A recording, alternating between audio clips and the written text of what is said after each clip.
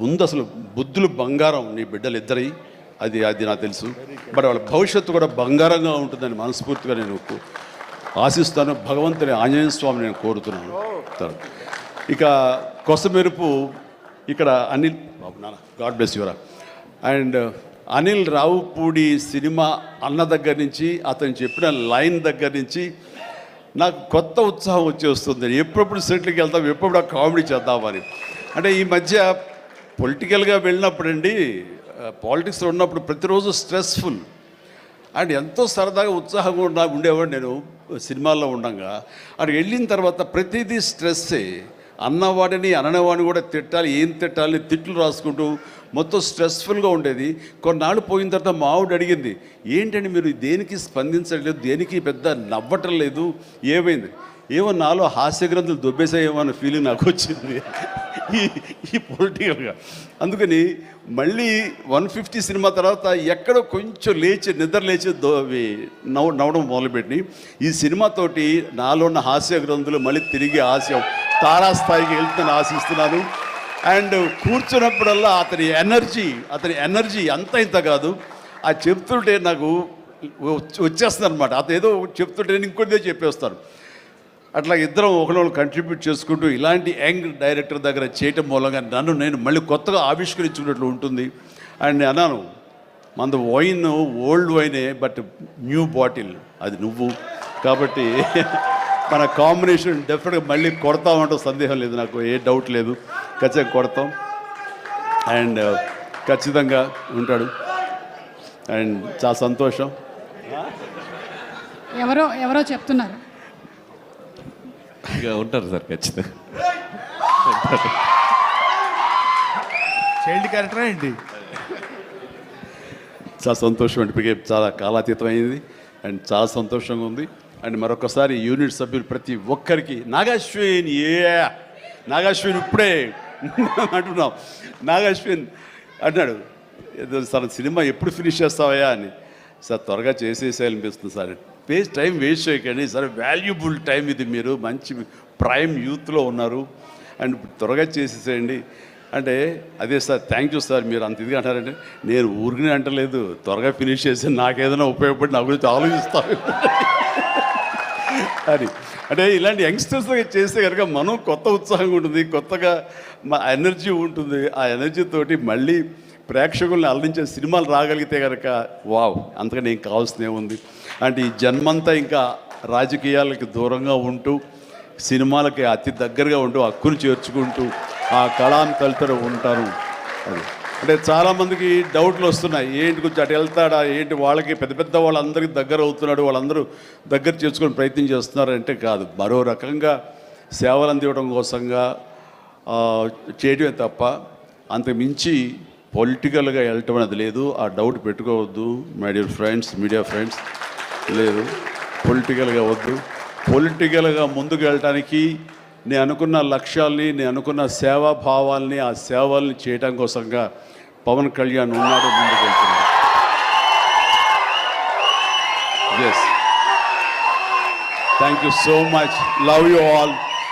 బ్రహ్మానందం మరొకసారి పెద్ద హిట్ అవుతుంది, అవ్వాలి. దాన్ని మీరందరూ హక్కును చేర్చుకోండి, మీ ఆశీస్సులు ఇవ్వండి.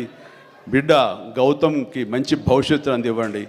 ఆ తండ్రికి పుత్రోత్సాహం మెండుగా పొందే అవకాశాన్ని మీ చేతుల్లో ఉంది, మీ ఆశీస్సుల వలన వస్తుందని ప్రగాఢంగా నమ్ముతూ ముగిస్తున్నాను. Thank you so much.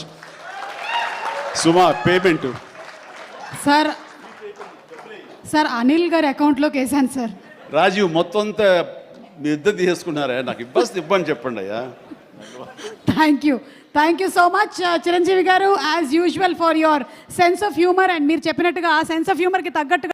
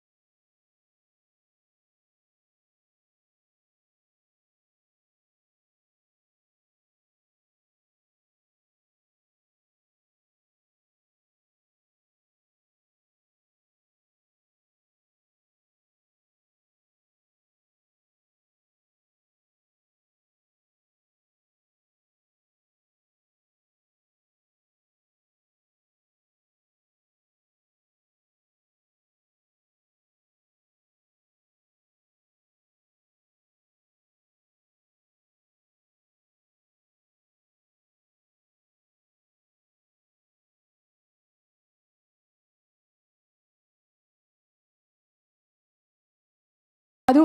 మరి ఇక ఆలస్యం చేయకుండా మా మెగాస్టార్ గారికి మైక్ని హ్యాండ్ ఓవర్ చేసేస్తున్నాము. చిరంజీవి గారు.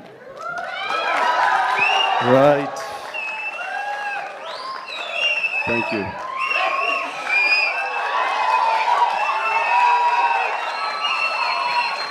ఒక్క నిమిషం, ఉత్త గ్యాసే, సౌండ్ వచ్చిందా? విజిల్ రావట్లేదు.